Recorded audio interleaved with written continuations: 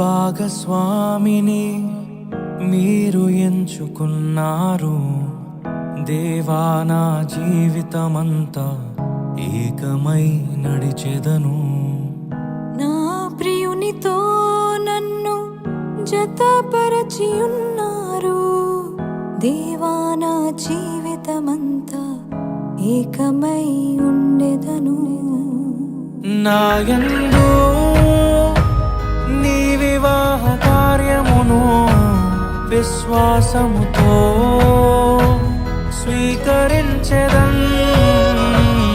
నాయందు నీ వివాహ కార్యమును విశ్వాసముతో స్వీకరించెదన్.